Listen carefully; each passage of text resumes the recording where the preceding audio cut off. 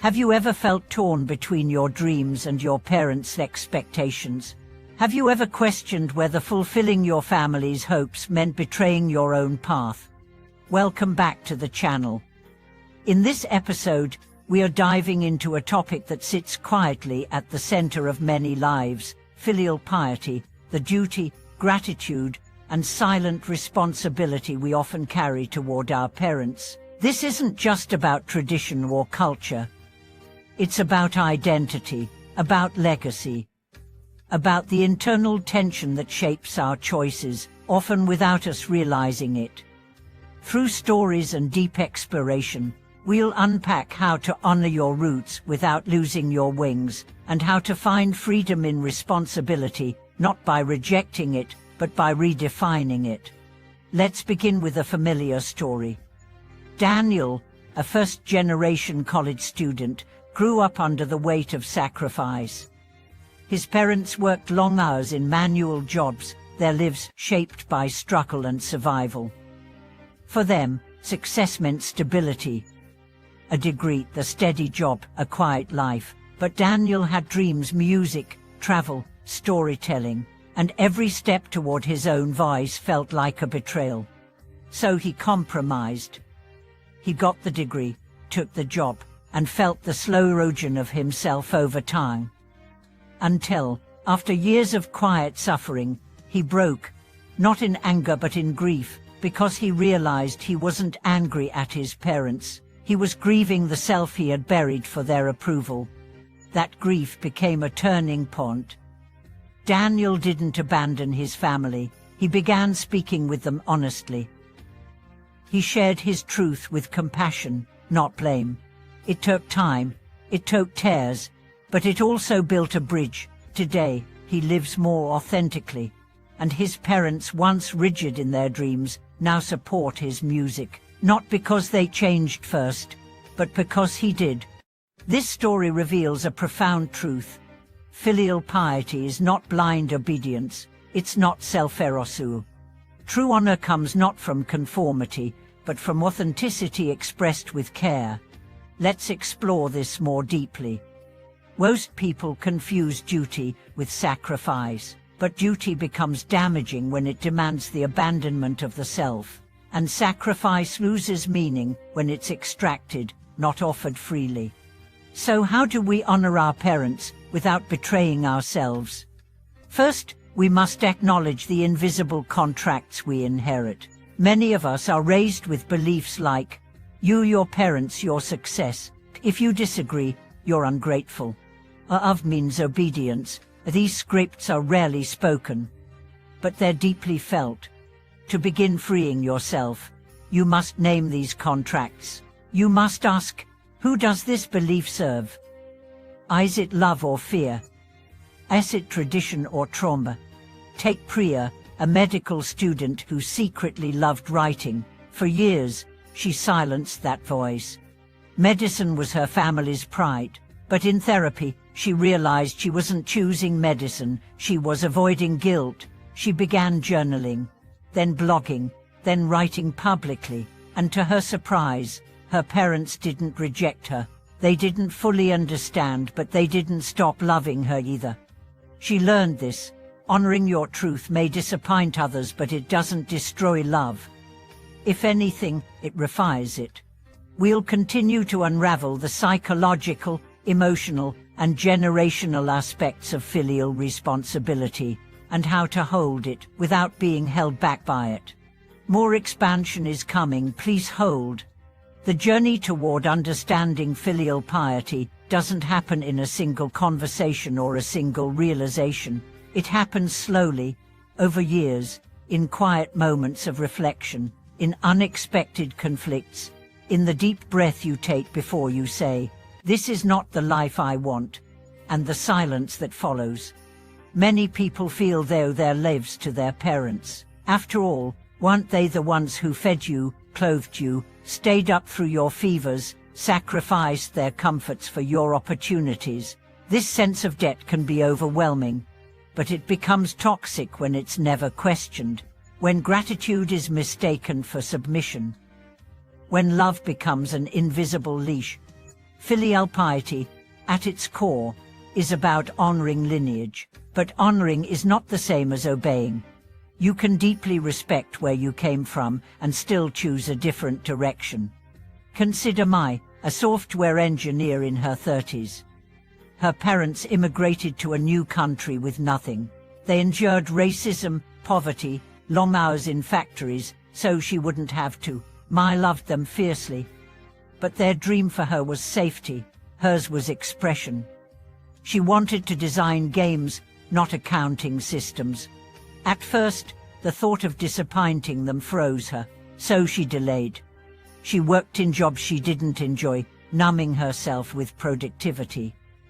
Until one night, she imagined herself at 80. Regret clutched her chest. She saw a life of safety without soul. And that vision shattered her illusion. Mai didn't confront her parents with defiance. She spoke with reverence. She told them their sacrifices made her strong enough to choose her truth, not out of rebellion, but because their love had given her the courage to live fully. They didn't cheer, but they didn't resist. They saw in her eyes what they had once carried in their own, the desire to live without apology. This story reminds us, your parents' dreams for you are not your prison. They are the foundation upon which you build your own. But what if your parents don't understand? What if they guilt you, reject you? What then? This is where inner strength meets compassion. You must learn to hold both truths, your love for them and your love for yourself. Your empathy for their pain and your boundary against their control. You must stop needing their validation to believe in your worth. Let's talk about boundaries. Many people assume setting boundaries with parents is disrespectful, but the opposite is true. Boundaries are not rejection, they are clarity. They say, I want to love you without losing myself. I want a relationship where both of us can breathe. Raj, a corporate executive, struggled with this. His mother called him 10 times a day. She made every conversation about her. He felt suffocated but afraid to speak. When he finally set a limit, 1 call per day, she cried, accused him of abandonment, but he held firm. He reminded her of his love, repeatedly, gently. Months later, their relationship improved. The conversations became deeper, less frantic, more nourishing. Ron didn't abandon his mother, he just refused to abandon himself. This is the quiet revolution of conscious adulthood, becoming someone who no longer needs to shrink to belong. And this doesn't mean you must walk away. Many assume that freedom comes from separation, but often it comes from integration, from bringing your whole self to the relationship, instead of just the compliant version. Sometimes that means helping your parents grow, not through argument, but through example. Think of Yuki, who came out to her traditional family as queer. Her mother didn't speak to her for months, but Yuki kept sending messages, pictures, memories, invitations. Not to force reconciliation, but to keep the door open. Eventually, her mother came around, not all at once, but gradually. And it began not with acceptance, but with curiosity. Are you happy? She asked one day. That was the first crack in the wall. Today, they have a new relationship, not perfect, but real, built on new stories, not just inherited scripts. And that is the heart of this journey, rewriting the narrative. Because family stories are powerful. They shape who you think you're allowed to be. But every generation has the right to edit, to update the values, to correct the myths. You don't disrespect your past by evolving it. You honor it by carrying forward what's true and leaving behind what no longer serves. Let's go even deeper. The process of living your truth in the shadow of parental expectation is rarely straightforward. It's messy, emotional, full of guilt and longing. But it's also sacred, because in choosing to live authentically, you don't just heal yourself, you begin to heal your lineage. Let's talk about legacy. Not just what you inherit, but what you pass on. Legacy isn't built through obedience. It's built through courage, through the stories you choose to tell, the behaviors you choose to break, the values you choose to embody. When you choose freedom, self-expression, and honesty, even if your parents don't understand, you create a new blueprint. You show future generations that love can include autonomy, that respect can coexist with difference, that identity doesn't have to come at the cost of connection. Take Naomi, a woman who never knew how to say no. Raised in a household where speaking up was punished, she developed a pattern of compliance. She married John, stayed in a job she hated, said yes to everything until she couldn't anymore. A panic attack on her 40th birthday became her wake-up call. She began therapy, learned to name her needs, started saying no. At first, it triggered her parents. Her siblings called her selfish, but over time, they saw something change. Naomi smiled more. She laughed freely. She looked alive. Now her teenage daughter tells her friends, "My mom is the bravest person I know." That's legacy. It doesn't mean being perfect.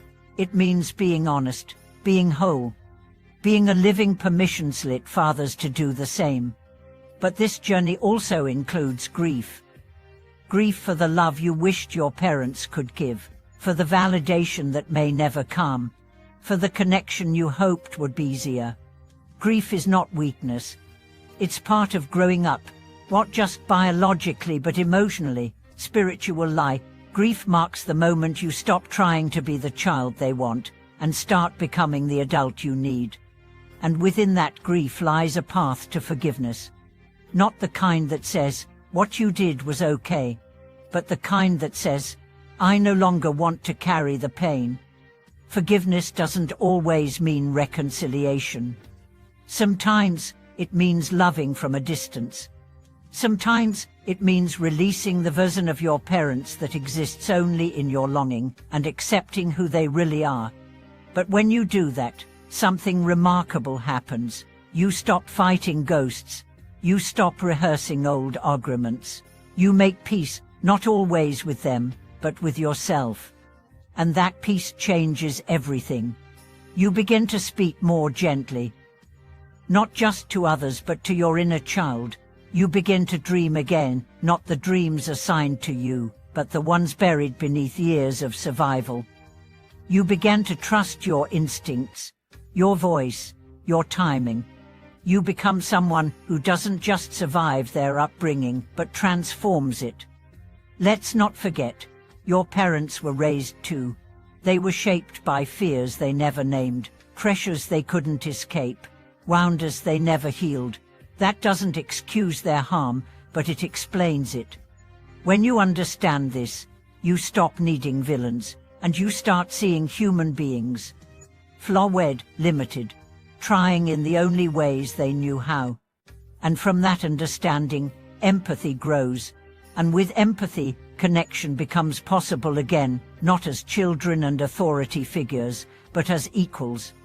This is the true gift of conscious adulthood. What rebellion, not revenge, but reclamation. Reclaiming your truth, your voice, your path. And in doing so, honoring your parents in the highest way possible, not by becoming their dream, but by becoming fully, unapologetically, you. Thank you so much for watching this video. If it touched something in you, share it with someone who's also learning how to balance family and freedom. Leave a comment. What belief are you ready to rewrite? What truth are you finally living? And don't forget to like, subscribe, and hit the bell. Because here, we are not just surviving our families, we are transforming them from the inside out.